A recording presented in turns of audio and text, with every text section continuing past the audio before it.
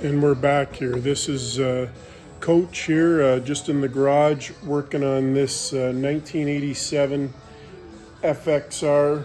The garage is pretty full right now, in the middle of some big changes happening.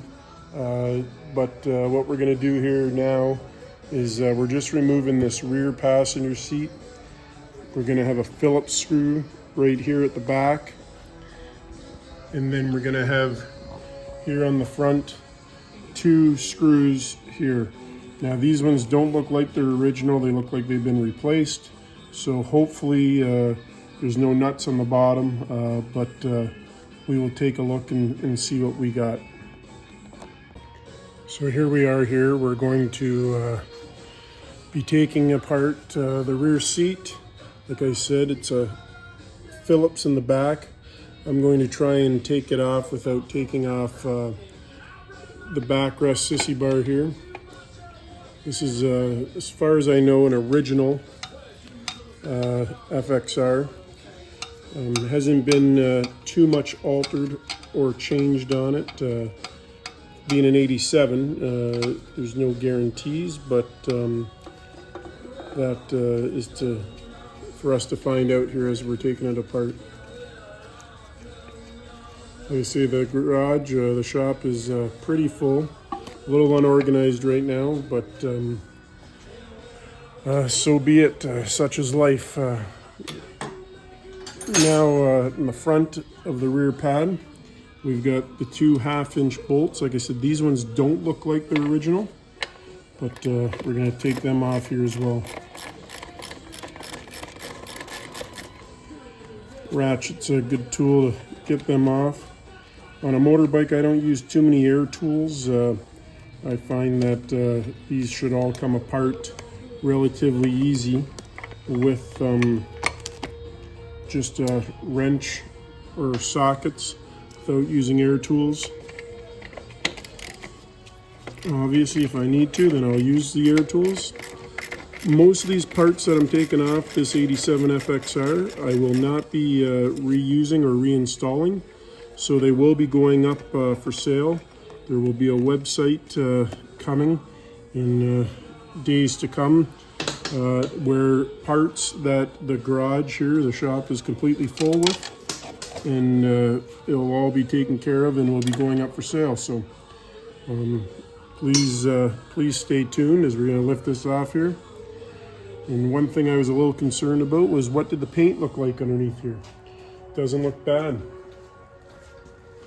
Grab a rag here, and it's dusty, but as we can see, that's with no cleaning product on it. It's just wiping the dust off. It's this was paint that you could see with the seat on. This is the paint that was underneath the seat, so it definitely looks like it's coming out good. Hopefully once get everything else off, can give these a good buff and polish, and it'll all come out new and just as good. So here we are now. We've got the rear seat off. I just used my rag and I cleaned up the paint. Again, you can see there's no buffing been done or cleaning besides just wiping it down. The paint looks pretty good for a 1987. Next, we're going to the driver's or the rider's seat. We've got 2 bolts here that are holding it on. It's on a hinge system, which we'll see what we're going to do with the hinge bracket. As you can see, it's tack welded on. I can take a grinder and I can trim all those pieces and then take that right off so it's a flush rail. But we'll deal with that when the time comes. The key right now is to remove the seat. Again, it will be going up for sale. It's got the original bracket on it here that closes it on the other side. As you can see, this one here, the tie wrap is actually holding the seat in place. It was originally tied off, but has broken over time. So what we're going to do is I'm just going to grab some side cutters to cut that tie wrap once I get these bolts off. Like I say, a little unorganized in the shop, but still functionable. What's unorganized for some is actually organized for others. So here we are. We're going to take these 2 bolts off right here. and you'll hear them squeak. So these bolts are into a nutsert that is inside the actual seat. And I'm holding the camera here, and like I say in my write-up review, I don't edit anything. I'm doing everything off a phone or a GoPro or a contour camera. So if I mess up, I mess up. If I break something, I break something. If I strip something, I strip something. There's no... the main reason is because I don't know the technology, but still get the job done. So that's where we're at with that. So that one came out nice for us. Now, time for the second one here. Right here, I already loosened it up, but as we can see, the whole seat's twisting. Like I said, there's a nut inside the seat as it just spun around. So now I'm going to cheat a little here now, and I'm going to cut the tie wrap that we have right here. I'm going to cut it, and then now that will alleviate the seat from spinning on me. It's just going to hang over, and the weight of the seat itself is going to be there. So now I can turn it. As I get it a little bit looser, I'm going to try and hold the camera in my armpit.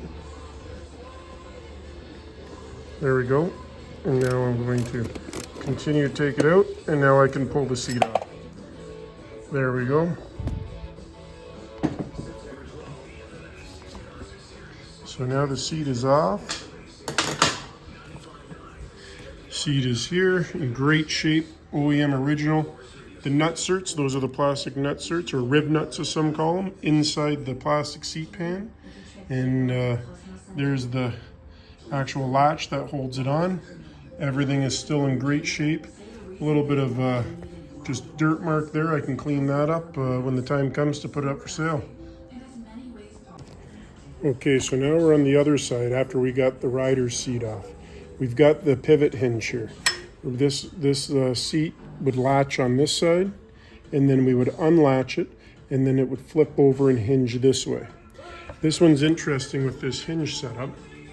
As we look here, we have a roll pin that goes through the front hinge and a roll pin that goes through the rear hinge. So what I'm going to do is I'm actually going to drive this front pin, as you can see in the slot there. I'm going to drive it through the hole on this side with my punch. I'm going to drive it into this opening. Then I'm going to drive this pin out through the back. And then I'll have both pins, and I'll have the hinge to sell or put for sale with the seat. So a great working order. No problems there. I'm going to have to put the camera down while I do this because I got to hold the punch, and as well hit it. So I'll be back with you in a second. So here we are back. So you can see the one pin is inside there. So I drove it through this hinge, through into the center, which actually held both pins. But as you can see, I'm starting to pound out the rear pin. I can't just pull it out. It's like a roll pin, like tapered to stay in place. And I can push it forward, and it pulls right out. So then this pin would have gone right in the center, and then drive it, and it would have stayed right in there, and this stays in the center. So both ends stay in here with the hinge. So like I say, I can now determine with the owner of this bike what he wants to do. I can either trim that weld, this weld, and then the 3 top welds, and we can remove this right off and then sell it to someone as well. Or what we can do is we can leave it there because the new seat will actually go over it and it won't be in the way. And then if ever want to sell it back as an OEM original FXR, we definitely can. So I'll speak to the owner on that, and he can decide and pass along with me on what he wants to do.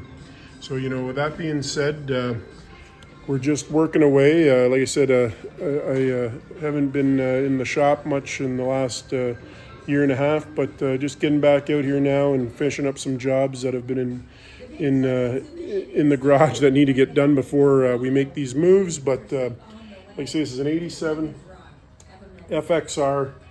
I pulled the engine already. As you can see, I didn't do a video on that. I wish I did, but I had some other things going on.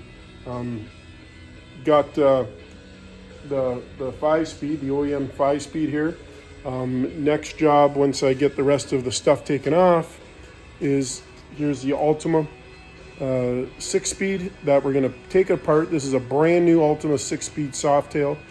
Right now, tough to get a hold of some Ultima stuff, so we're going to take out the internal guts of this and we're going to put it into the 5-speed case.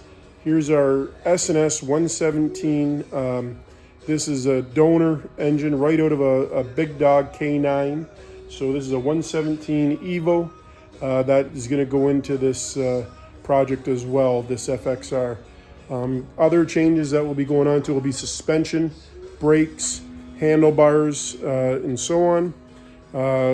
Please stay tuned. As you can see, machine shop has been moved out of the shop, currently in the shop here. One will be reopening shortly, and we'll be getting back at jobs. As you can see, we got twin cam chopper project right there, and then we got a shovel head engine. We got a Sportster engine here. We got a lot on the go, but like I say, some big changes coming yet, so we're just trying to get a few jobs done here before we move on to better things. So thanks for tuning in to Coach. This will be obviously underneath Motorcycles, and this would be episode 2, and it's been over a year and a half. But some other videos already made that I'll be putting in play. But yeah, just stay tuned and follow us along. I don't say hit the like button and subscribe. I leave that on you guys. As you see, I don't leave the comments open. I just work away as I would in a garage at home for the home guy to do, and with tools that the home guy can use. But appreciate you viewing, and stay tuned. Thanks.